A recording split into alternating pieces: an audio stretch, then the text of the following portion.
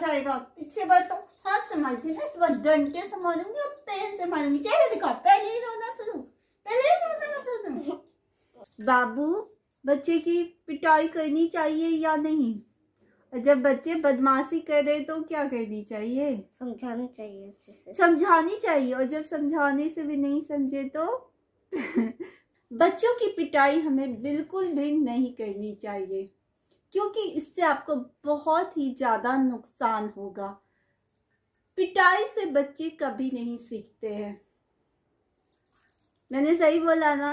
मैंने भी कभी 1 या 2 बार शायद अपने बच्चे की पिटाई की होगी, लेकिन उसके बाद 2 साल से मैं इसे कभी भी इस पर हाथ नहीं उठा रही हूँ और ना ही इसकी पिटाई की हूँ, क्योंकि मुझे लगता है कि बच्चों की पिटाई बिल्कुल भी नहीं करना चाहिए। उसे समझाने के और भी कई सारे तरीके होते हैं। बच्चे नटखट होते ही है। अगर बच्चे नटखटपन नहीं दिखाएंगे तो फिर कौन दिखाएगा, और तब बच्चे और बड़ों में क्या अंतर रहेगा।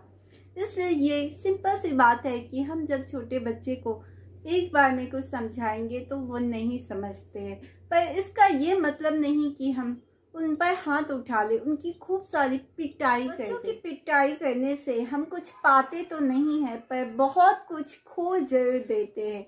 आज मैं आपको कई ऐसे चीज बताऊंगी जो आप अपने बच्चे की पिटाई करके खो रहे हैं। पहला, जब हम बच्चों की पिटाई करते हैं तो हमारी आदत हो जाती है, और हमारे हाथ में जो भी सामान हो, या हाथ से ही या डंडे से जब बच्चे की एकाएक पिटाई करने लगते हैं तो वो उनके किसी भी अंग पर ओह तो वो किसी बड़ी दुर्घटना का भी शिकार हो सकते हैं। इसलिए आप गलती से भी अपने बच्चों की पिटाई ना करें।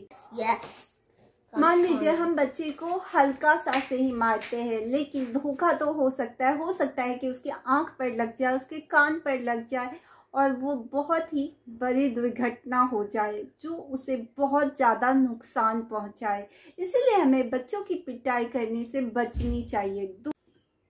दूसरा, बच्चों के दिल में हमारे प्रति जो रिस्पेक्ट होती है, अपनापन होता है, वो धीरे धीरे घटने लगता है जब तब उसकी पिटाई करने लगते हैं। बच्चे हमसे कतराने लगते हैं, उन्हें परायापन महसूस होने लगता है। अपने ही घर में वो चुपचाप रहने लगते हैं।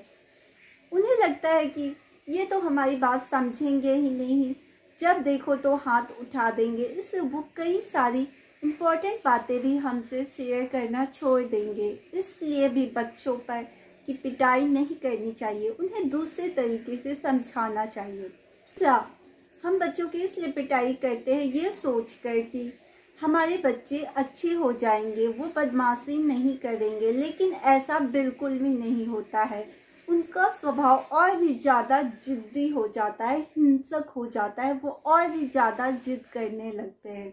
अगर सिर्फ पिटाई से ही कोई बच्चा अच्छा हो जाता तो फिर हर कोई पिटाई करके ही अपने बच्चे को बहुत ही बेहतर बना लेता, लेकिन ऐसा बिल्कुल भी नहीं है। पिटाई करने से बच्चे और भी ज़्यादा जिद्दी और हिंसक हो जाते हैं।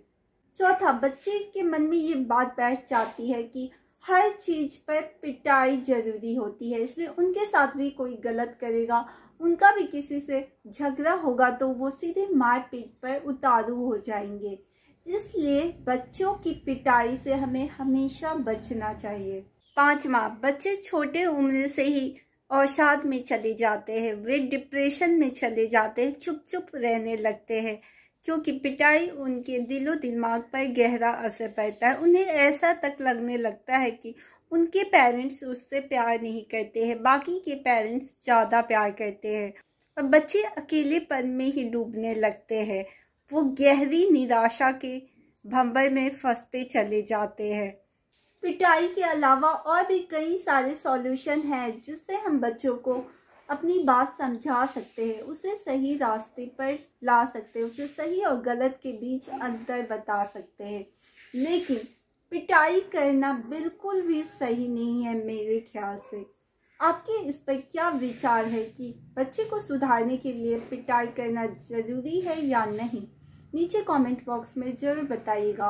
और अगले वीडियो में मैं आपको बताऊंगी कि पिटाई को छोड़कर हम किस तरीके से बच्चे को अपनी बात समझा सकते हैं।